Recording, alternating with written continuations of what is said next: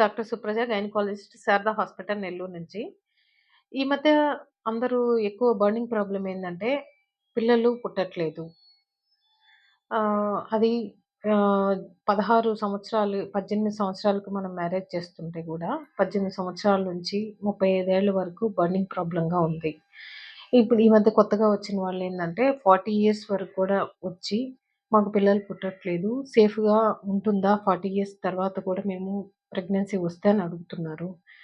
40 ఇయర్స్‌కి ప్రెగ్నెన్సీ వస్తే ఇంతకుముందు చెప్పినట్టు అంత సేఫ్ కాదు. కానీ ఇప్పుడేందంటే లేట్ మ్యారేజెస్ అయినాయి కాబట్టి 40 ఇయర్స్ కూడా ఓకే.